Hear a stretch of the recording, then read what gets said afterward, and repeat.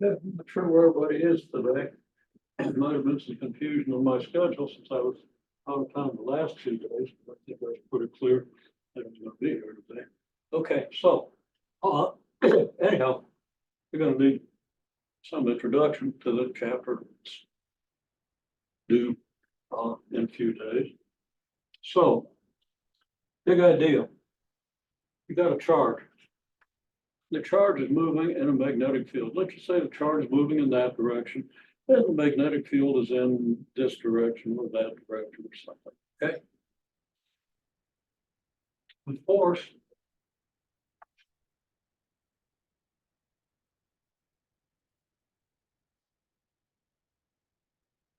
is Q times V cross B. Now, everybody is in calculus, and everybody knows how to do cross products. So I'm not going to explain how to do cross products, but there it is. Now, we will talk a little bit about the implications of this, but first, let's figure out what the dimensions of B have to be, okay?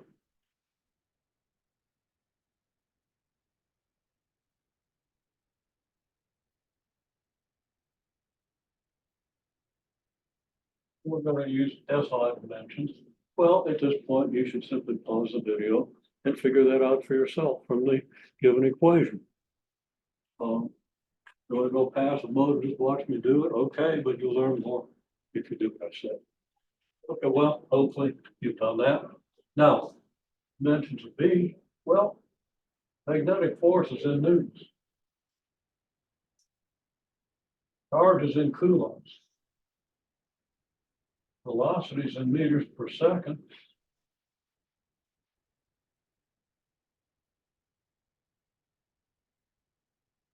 And the dimensions of B are what you would multiply by coulomb meters per second to get newtons.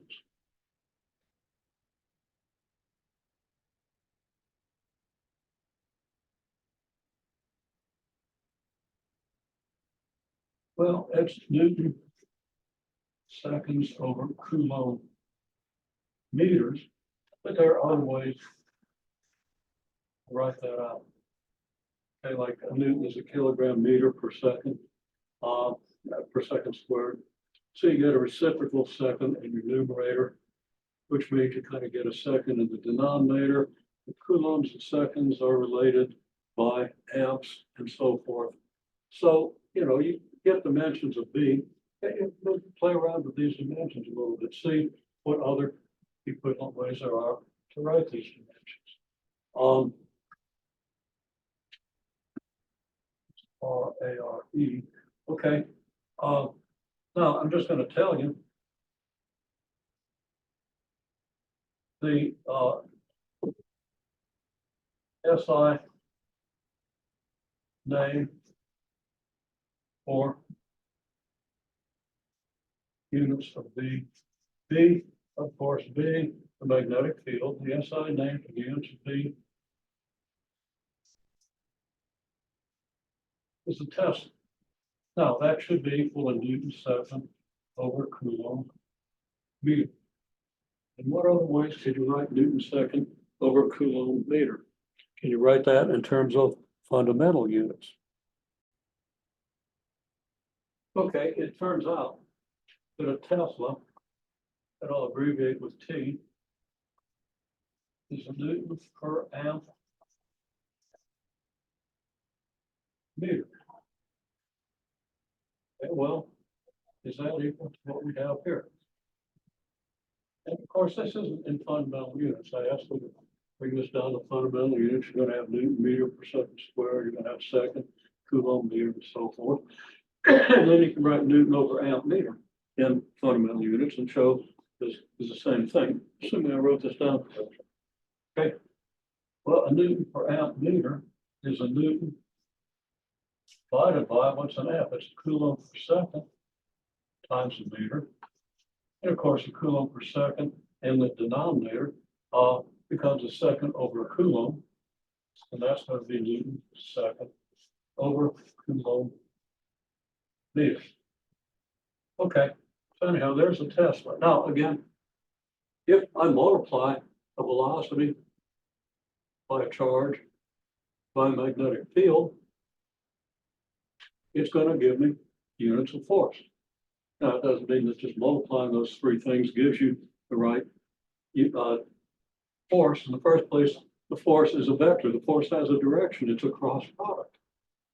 So what's the force? Well, let's just do a couple of simple examples. If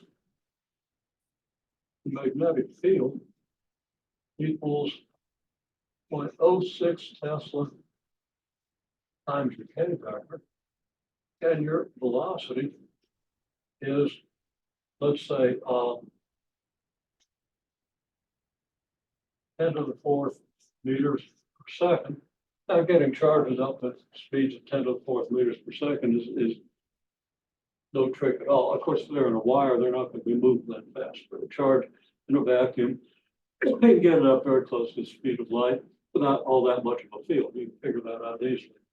And let's say that Q equals 3 microcoulombs. Okay. And B has a direction. We'll make this easy. B is in the direction of the I vector. So what is your force? So magnetic force is what? At this stage, stop and do the thing. You learn it faster. Okay, well, magnetic force is then 3 times 10 to the negative 6 coulombs multiplied by 10 to the fourth meters per second multiplied by 0.06 Tesla. And I didn't leave myself room to write it out properly, but that's times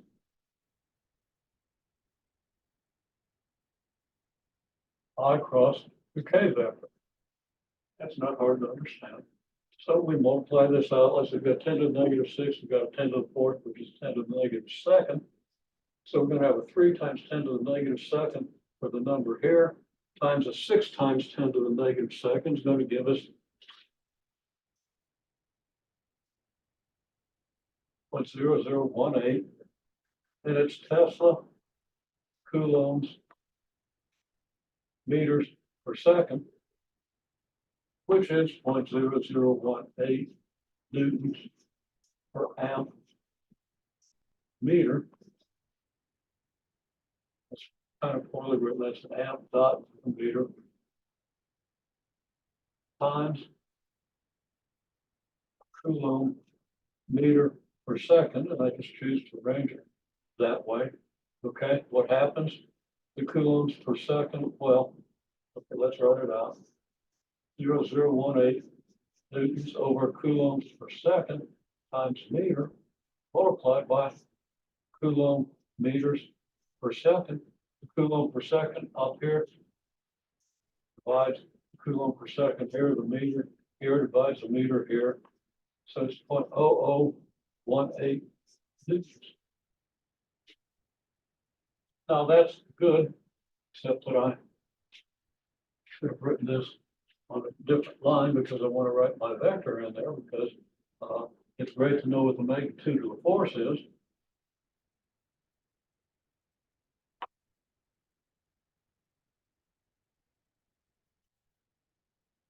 But what's I cross K? Well, that's negative J.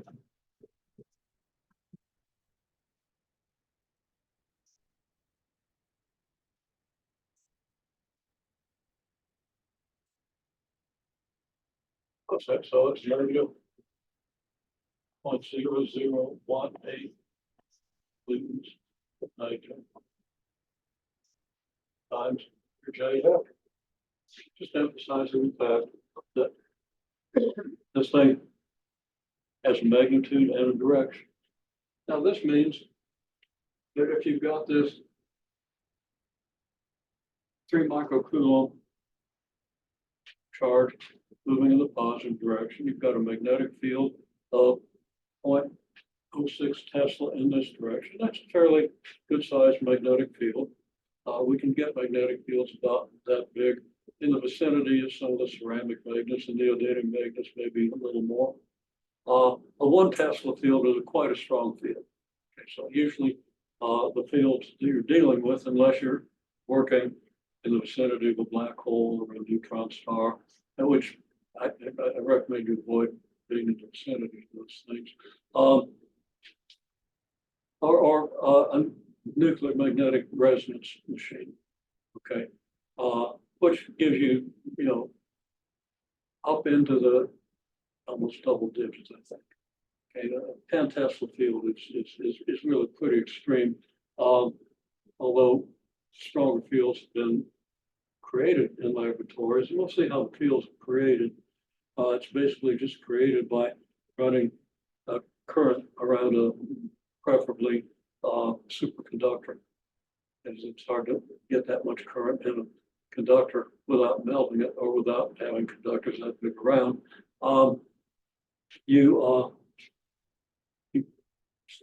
More field, the more loops you have, the more current and the more loops you have, the more field you get. So that's the next chapter, so we're not going to talk about that just yet. Although we're going to play around with it in lab. Okay, so we have anyhow this field. So you got, let's put the X direction out there. Okay, so that's the X direction. Here's the Z direction. And this would be the Y direction if this is a right-handed coordinate system. And your cross product is in the negative Y direction. If X is this way and Z is this way, it would be this way. Okay. You can tell from the fact this is a cross product, the force is always perpendicular to the field and to the velocity. Okay. Now, kind of a neat thing happens. Let's say that this 3 microcoulomb charge, it's kind of a big charge. But let's say this 3 microcoulomb charge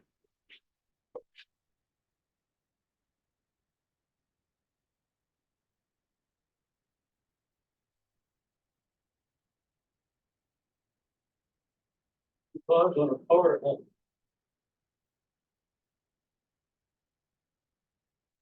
Of course, that means you got particles on particles, but some particle with some significant mass.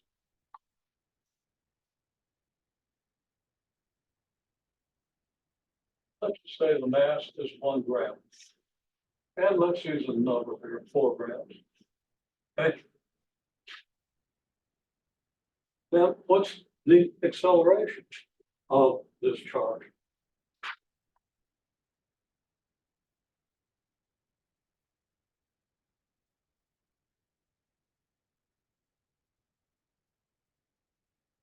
In this field? Figure that out. Pause. Well, hopefully you paused and done that. Well, acceleration's easy. Acceleration is the net force over the mass. Now, I'm assuming that this particle's in a vacuum where there's nothing to interfere with its motion. We'll also assume it's in a zero gravitation. Okay.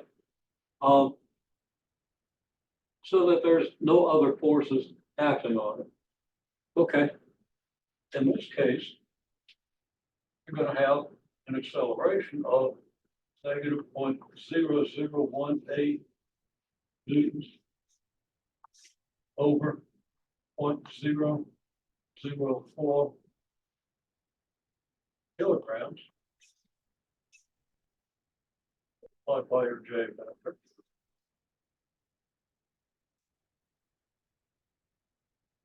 So it's negative 4.5 meters per second squared J factor. Okay, well, that's pretty easy.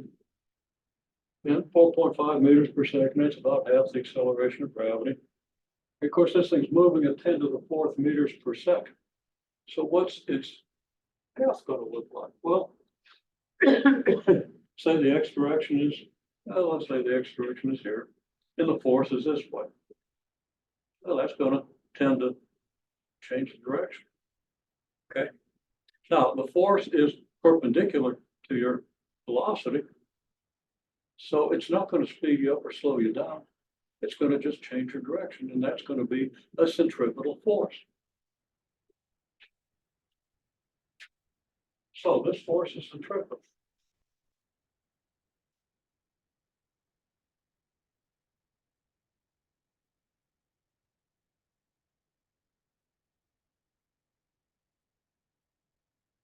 Okay. Not only that, but since the charge hasn't been sped up or slowed down, it's only changed its direction, then the charge is going to be moving maybe in this direction in a magnetic field in this direction. It's going to have the same speed. The magnetic field is going to be here. Cross product tells you that that force is still going to be centripetal.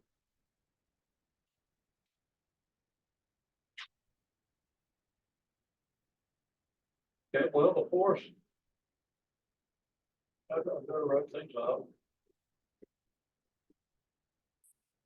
I say it's centripetal. It has no effect on the speed of the particle.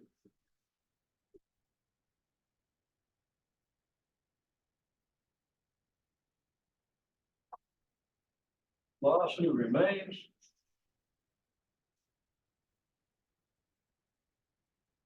in the XY plane. Why? Because the velocity is in the XY plane and the force is in the XY plane. You're going to have any change in velocity being in the XY plane, so the velocity remains in the XY plane. Velocity remains in the XY plane.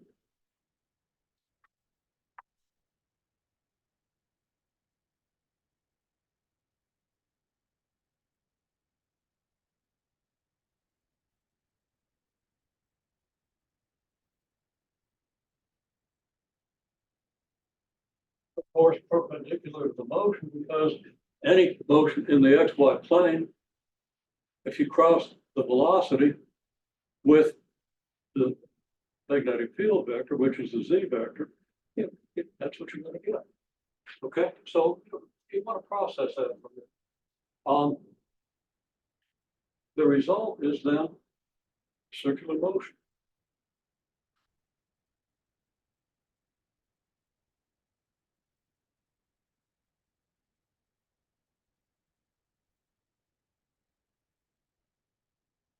And I say the force is perpendicular to the direction of motion. And F is always going to be 0.0018 newtons. Now, this is just the magnitude of the force. So just to emphasize that that's the magnitude, I'll slop things up. But hopefully you understand what I'm doing there. Okay, the result of circular motion. So what's the radius of that circular motion? Work that out. Dredge out whatever relationships you need to from first semester, from just general understanding of motion, not to mention stuff that we talked about in motor neural calculus. What's the radius of that circle? Or what's the diameter, or what's the circumference? What can you tell me about that circle? Okay, hopefully we'll pause. Result of circular motion.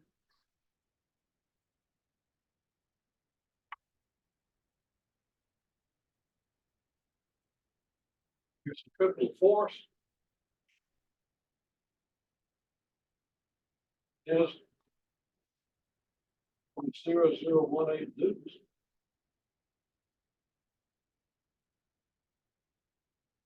The acceleration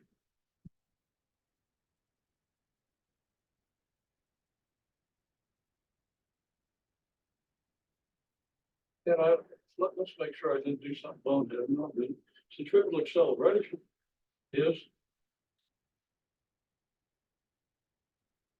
4.5 meters per second squared. Now, if you have to put this together,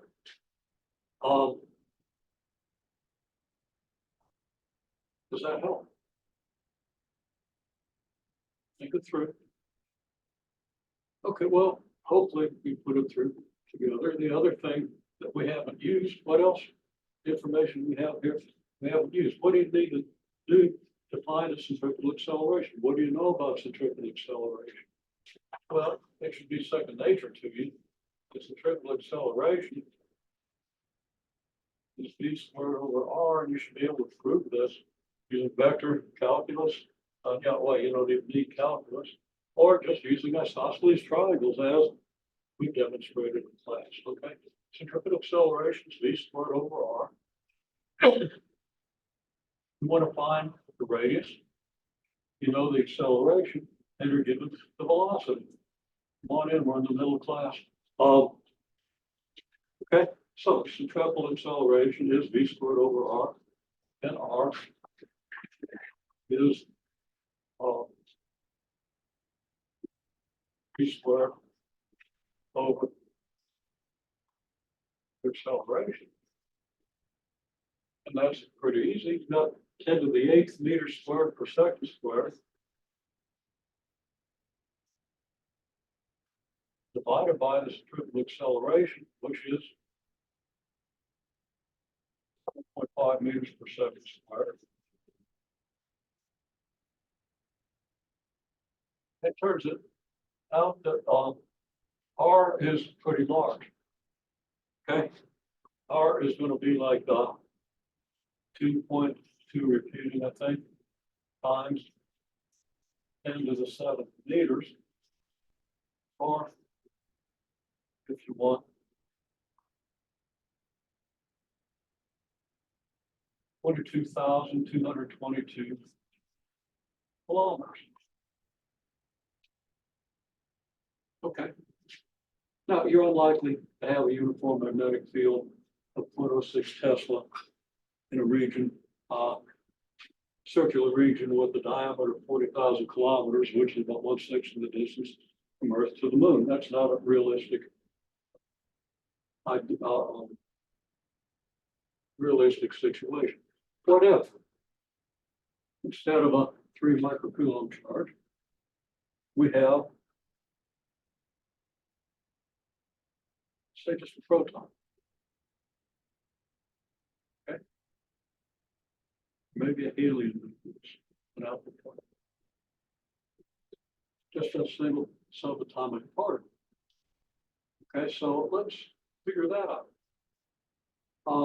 What would be the radius of curvature of a proton moving at 10 to the 4th meters per second, which is kind of slow. Most protons, and if we accelerate them and so forth, they're going to move faster than that. 10 to the 6th to be more realistic, and even 10 to the 7th isn't that difficult to achieve in a modest lab. Okay, but let's just say we got this slow proton moving at only 10 to the 4th meters per second, which is about 23,000 miles an hour. Okay.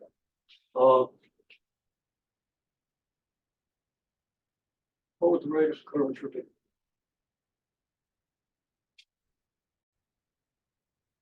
Well, now I should be able to figure out the radius of curvature of proton. Okay, if you know the numbers. Okay. Now, I know pretty close to the mass of a proton. Okay, about 1.66 10 to the negative 26 kilograms. Charge is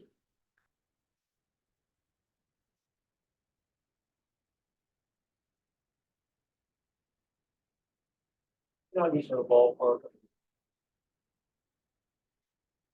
And I think that's pretty close. It's a little less than that. 1.66, 1.67, close to the mass of a neutron. Okay. And it's about 1,800 times 9.11 times 10 to the negative 31st kilograms. That number ought to be secondary. I've known these numbers. I haven't known this number. I've known that ratio of mass of proton to mass of electron, approximately 1,800. And the 9.11 times 10 to the negative 31st kilograms in the 1.6 times 10 to the negative 19th coulombs since I was 16 years old. Okay, get that on just a mediocre high school course. So that's something that just has to be part of your view of the universe. And a little more, you know, I could have chosen over the years to keep dredging out the mass of a proton. Okay, but I never actually needed to use that. So I never memorized it, but I know about what it is. Okay, so anyhow, we'll use this for the mass. And charge.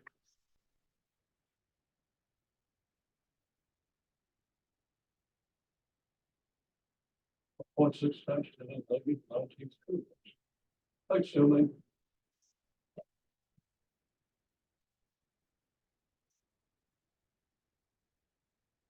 same velocity, etc. We find the force is approximately to Q mass times velocity, which is 10 to the 4th meters per second. That's going to give us 1.7, sorry, charge. That's going to give us 1.6 times 10 to the negative 15th coulomb meters per second. Okay. And then we multiply that by the magnetic field, 0.06 Tesla. And that's like 1/16. So that's 1.6 times 10 to the negative 15th. 1/16 that would be 10 negative 16th. So same calculation, I'm not going to detail it.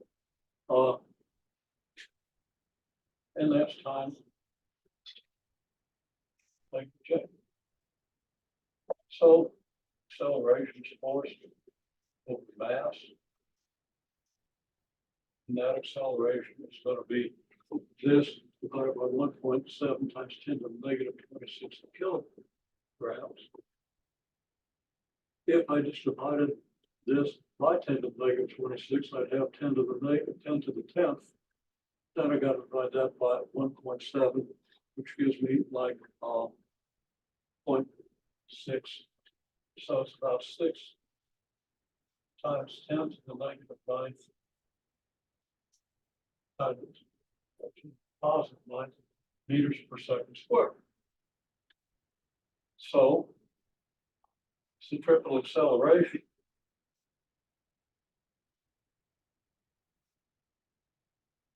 is d squared over r.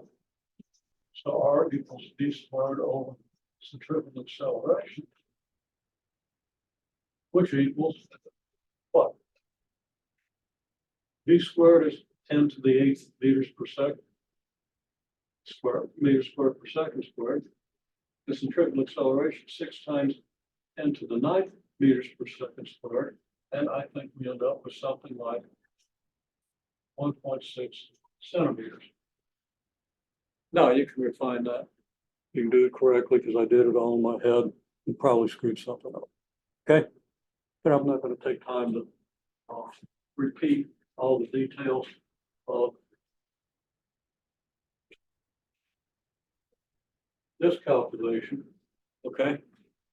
Just using different numbers. You know, same magnetic field, same speed, different charge, different mass. So a proton beam at that doesn't seem a little small. Proton beam at 10 to the 4th meters per second, that wouldn't be a whole lot of electron volts. That'd be pretty easy to achieve. Come down to 1.6 centimeter circle. My intuition tells me it's going to be a little bigger than that. So my calculations tell me differently. So maybe there has to be something refined in these calculations. But I haven't done these experiments much. Okay, did them in college, probably did them here once or twice, but you don't want to be hooking up high voltage transformers with people that have more lab experience. Okay. Probably could have done it with your group, but on the whole, there are always people I think are going to really hurt themselves. Okay.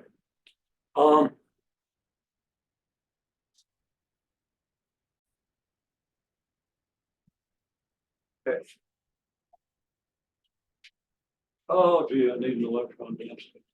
Hang on, I'm gonna have to figure that out. Okay, let's say now we have a wire of some kind, a conductor, a semiconductor, whatever. And we got 10 to the 12th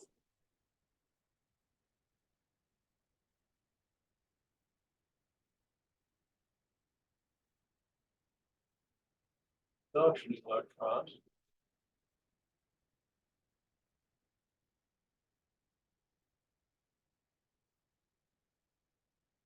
Drifting at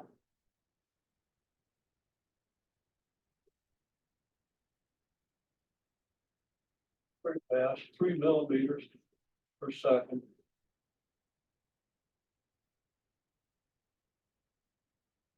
In a length of 10 centimeters.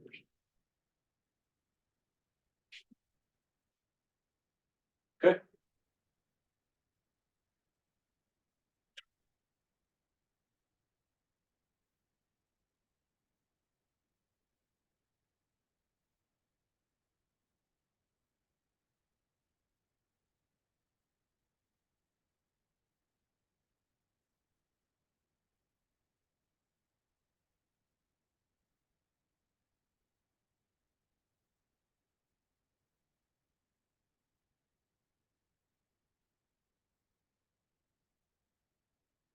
And the other thing is the direction of the conductor. I'm going to go ahead and just make it the I direction again. Okay. So, I recommend we pause the video, do this. You're not here. If you're here, process it quick because I'm going to go ahead and do it. Okay. Actually, let you speculate. What do you think? Okay, so if somebody did show up, so give that person a chance to answer. Okay, then got a good answer. So just multiply. I forget what order you said it. Just take, I would say, take one electron, figure out the force on it.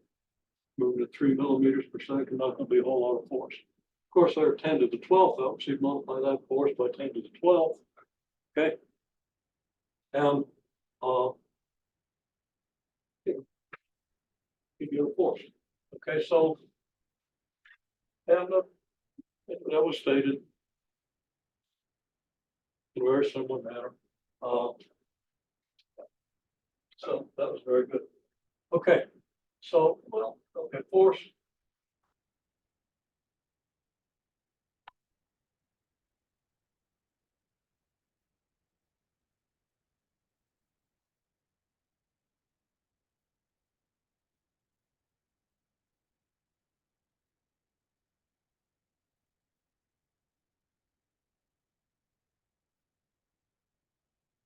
Well, let's do the order of QB. Be 1.6 times 10 to the negative 19th coulombs times 0.06 Tesla times 0.003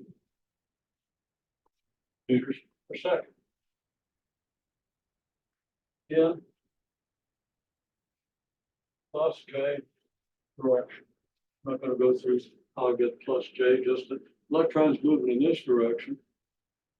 Okay. It's going to be a charge of negative 1.6 times 10 to the negative 19th coulombs. Okay. And that's in the positive J direction. When you do the positive I direction. When you do the I cross K, you get a negative J. So you multiply the negative by the negative J, you end up in the positive J direction. That's very straightforward. Again, since I'm talking to people who had enough multivariable calculus with the vector stuff, shouldn't be bothering them. I'm assume everybody knows how to do this.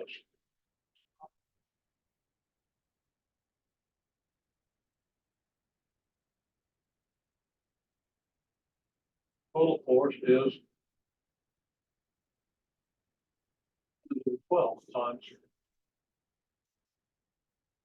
that. So, well, it's not going to be much because you got a 10 to the negative third here, 10 to the negative 19th here and a 10 to the negative second here.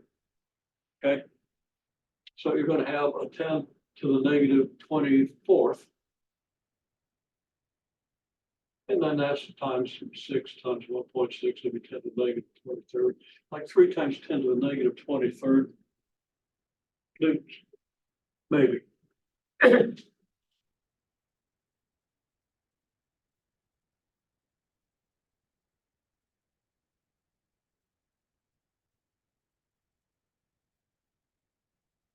So that could be approximately, well, yeah. I'll just approximately do question mark 3 times 10 to the negative 23rd newtons. Then, no. Okay, right, please.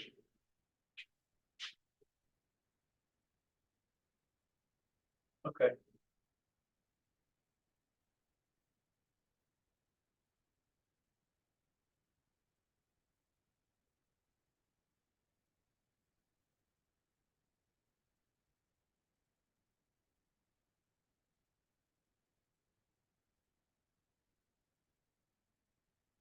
Anyhow, it's pretty small. We're not going to measure.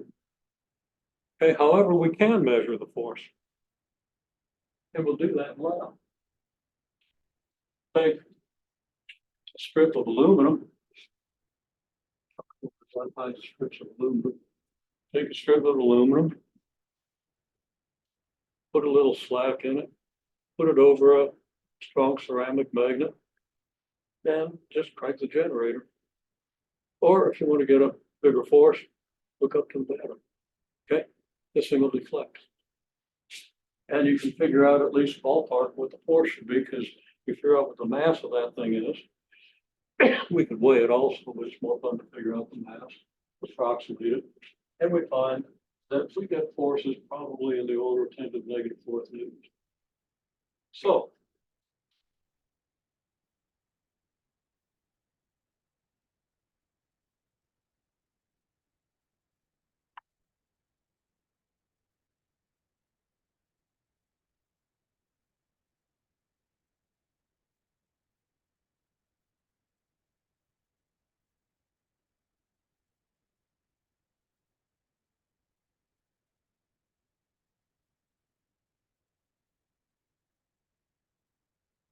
well, that should be easy to figure out. Just by ratio, that's like 3 times 10 to the 6th, 3 million times this. So we'd have like 3 times 10 to the 6th times this. Figure it out, maybe.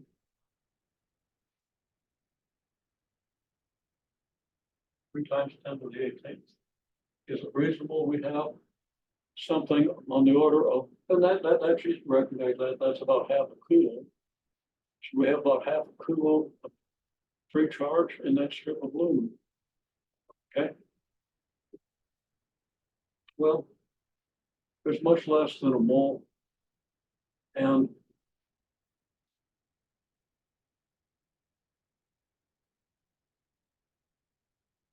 each atom is going to contribute 1 or 2 conduction electrons. You're going to have way more conduction electrons than that.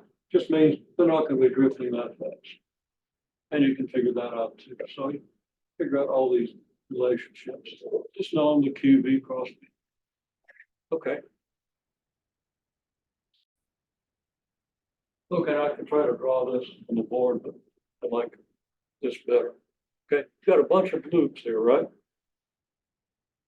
And each loop has what diameter? Well, estimated, actually we're estimating circumference, which is about 2 or 3 inches.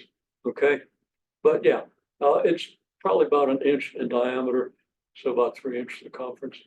But you got loops with diameter about 1 inch. Now, the question is in a single loop. So let me just pretend that this is a nice circular loop, which it isn't. Okay, and let's say it's flat in the XY plane. It's reasonably flat. Okay, And we've got a current running in this thing. Let's just have a positive current in counterclockwise direction and a magnetic field straight up. Okay. Now, just to make this a little easier to visualize, let's say I kind of square this loop. I kind of, it's getting closer to square than it is to circular. So let's say it's square with one edge in the direction, negative J direction, another in the I direction, one in the negative J direction, in the positive J direction, one in the positive I direction. The thing keeps wanting to run away.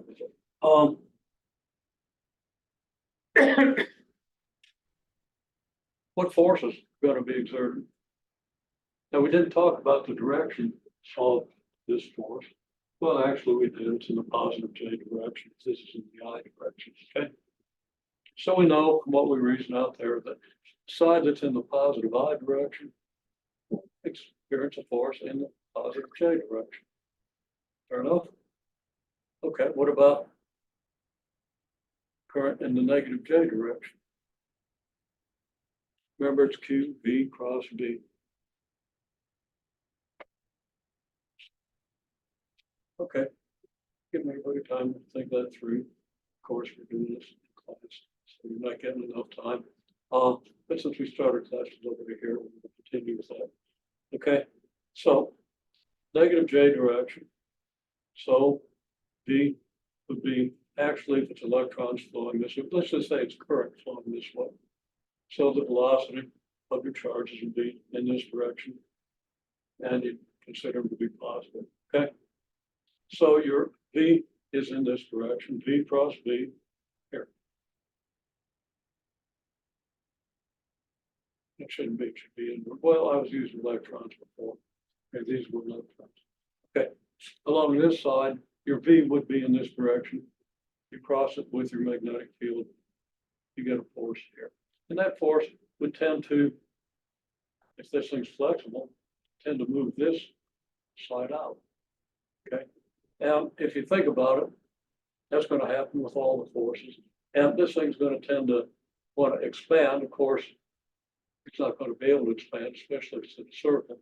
If it's in a rectangle, it's going to tend to want to approach the shape of the circle. But the forces will be outward. Okay.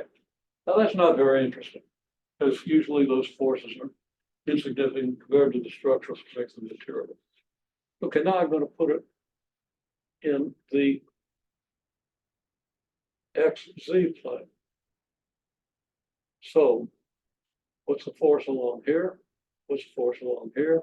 Force along here, and the force along here. Take the force here. Well, from what we just said, that force will be a V cross B will be in this direction, right? Okay.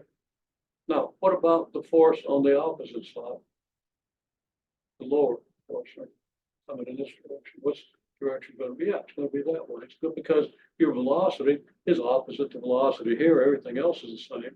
So you're going to have a force this way and a force this way. Well, that's going to result, yep, making this gesture, it's going to exert a torque. It's going to tend to rotate the thing like so. Okay. And what about the forces on the vertical sides? Yeah. On the vertical side, you're going to get zero force and you hold up the hand because it's parallel to the magnetic field. The cross product is going to be zero. Okay. Now, if you've got to process that, then process it. But it's fairly straightforward to figure that out and visualize it. Your book has good diagrams. I could draw a diagram. I prefer waving my hands and using real stuff. The whole point is then that, and I will talk about it.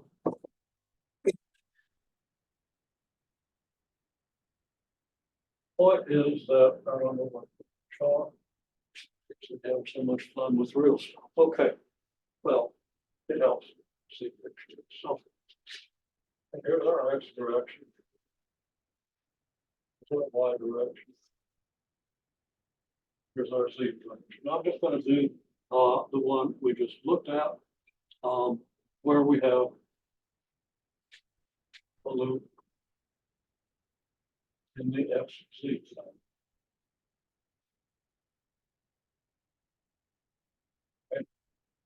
with current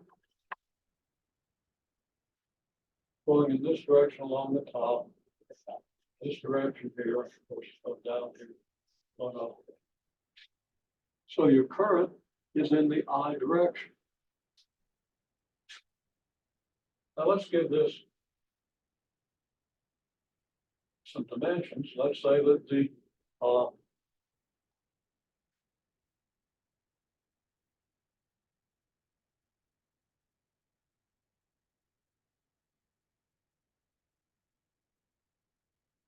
depth length is L. Okay. Then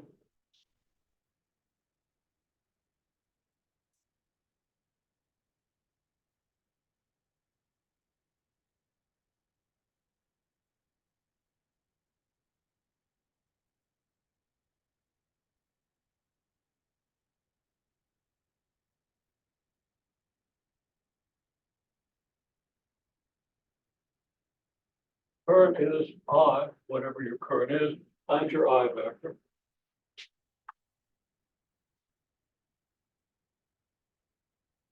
And again, magnetic field equals some positive V times K. So your magnetic field is like say.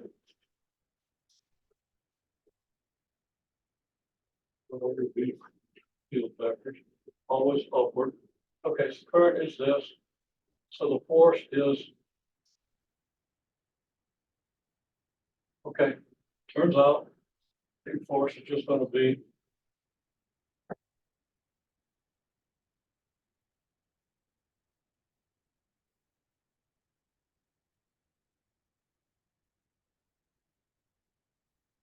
I times your length cross V. That's equivalent to QVB example we did with 10 to the 12 charges. You do that same example with civils and this pops right out. Okay. So force is this, which equals ILV multiplied by negative J. Okay. Again, velocity in this direction or your current in this direction. Magnetic field here, you get a negative J.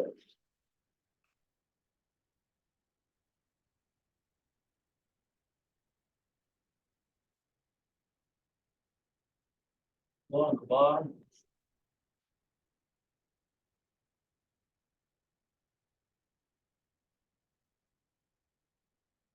force is this.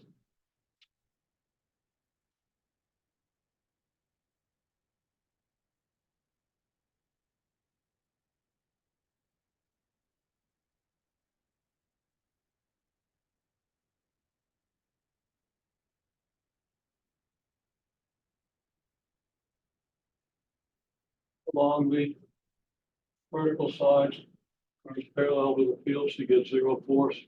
So now what do you have? You have this square loop with a force ILV here. The force ILV here, which causes this to tend to rotate. Okay. Now, if it's constrained, I mean, it's just floating in space, it's just going to start floating. Of course, when it comes around to where it's in the or parallel to the XY plane, the next year one. Parallel to the XY plane, there's zero torque, right? Then you come around to where it's flipped downward. Then this side is going to have the force in this direction. This side is going to have the force in this direction. You're going to have the same maximum torque again. Well,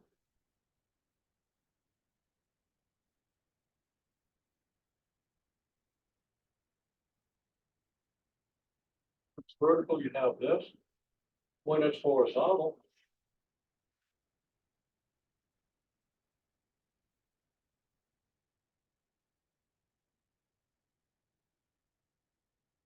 you have ILB here. ILB here. ILB here. And ILB here have zero torque. So in this case,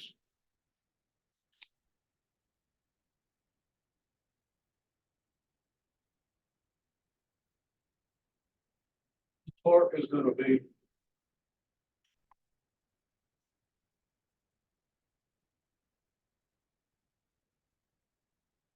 IL squared B.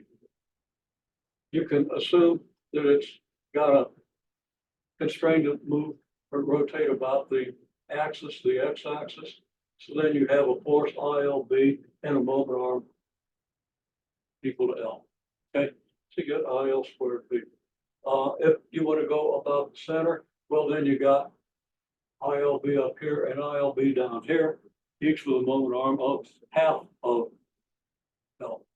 Okay, so you got twice as much force basically on half the moment. Okay, so anyhow, your torque is this. The horizontal torque is zero. In between, if the angle of this thing with vertical is theta, and the magnitude of the torque is ILB cosine theta. Okay. So the color.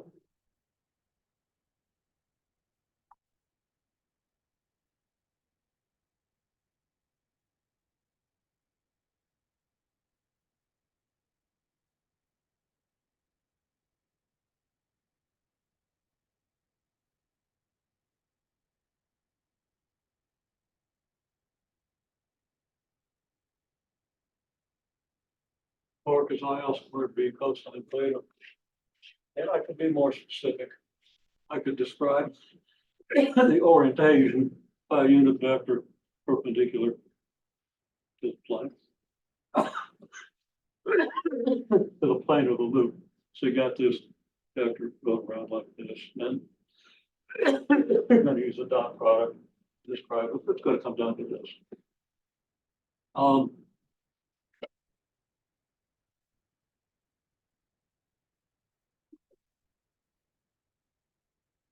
That's the basis for the way a DC motor works.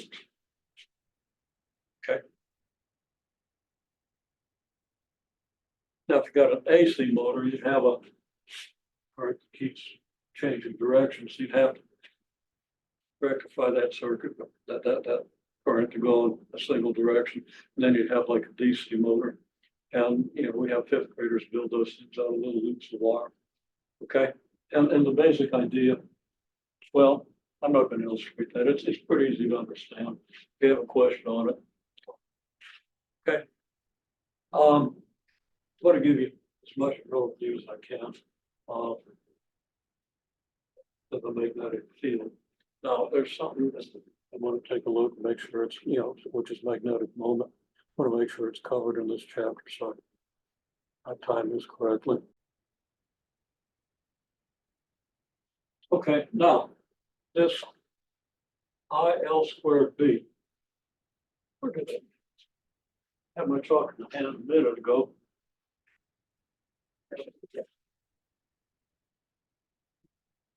What's L squared for this? It's just the area, right?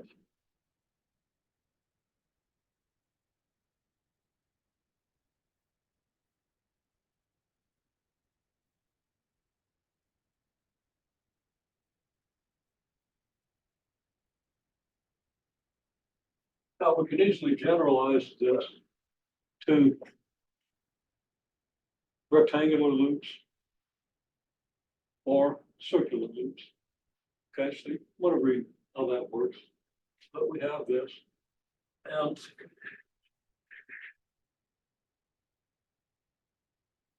you know, I've got an arrow over my torque, an arrow over this torque.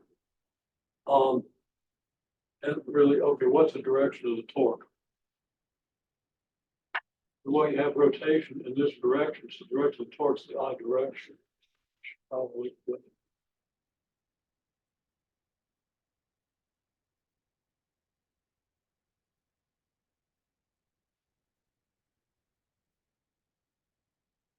the other direction on that. But this is mu cross B. Okay, where mu is IA times your I vector. So let's just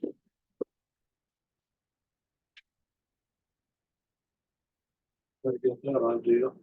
So again, here's your loop.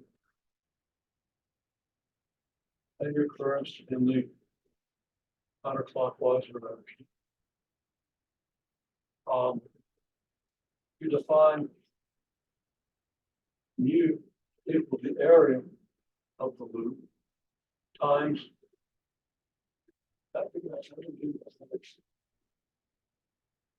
Well, yeah, it's time. Okay. It's the area times what the right-hand rule tells you is the normal direction, which is your J direction.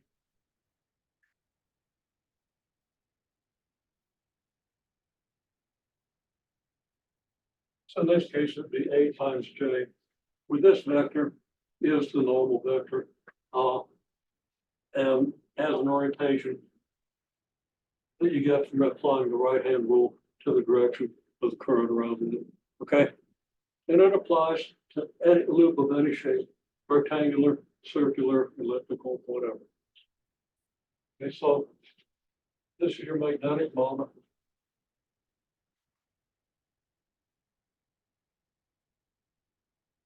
And then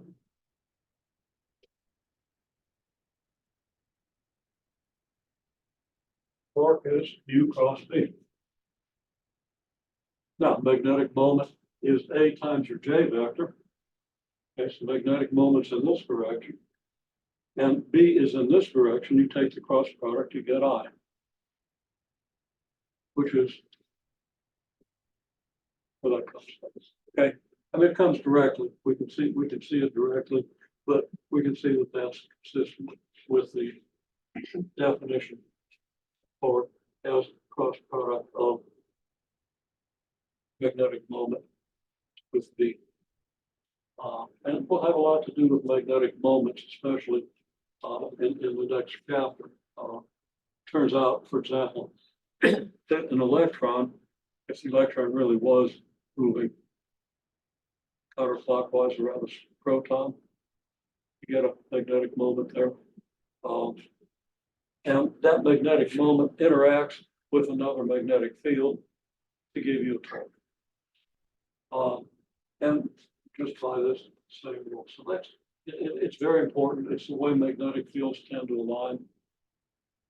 So that's why we talk about this magnetic moment.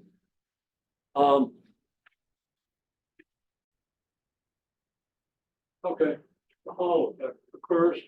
Let's just say you have a strip of conductor with current moving in this direction. Okay. You apply a magnetic field perpendicular to this. Let's say magnetic field into the board. Then your I cross B is in this direction. So magnetic field in the board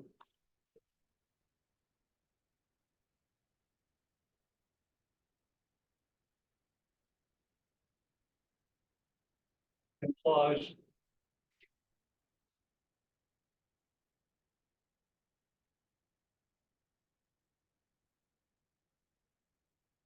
force in the charge carriers. Each electron is moving in this direction, or each charge is moving in this direction. Electrons moving in this direction, positive charges in this direction. Field here again, your I cross B gives you this.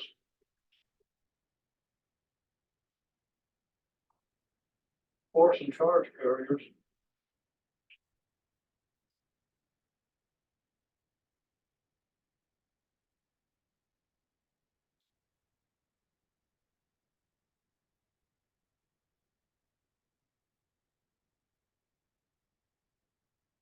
It's move positive charges upward. Got a positive charge moving along here and it feels a force in this direction. Then you're going to end up with more positive charge up here. And this edge of the conductor will be negatively charged. So you put a voltmeter across this thing and measure. That's separation of charge. If this is a flat conductor, it's fairly easy to do that, and we might attempt to do so. So that's the Hall effect.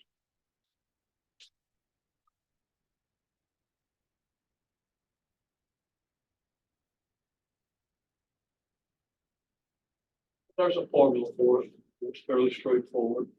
Um, Tells you what the voltage should be if you know how wide this thing is and how much current, how much magnetic field. And it just comes down to when you get an equilibrium, when the mutual repulsion of the positive charges is equal to the ILB, then you've got equilibrium. And same with the negative charge.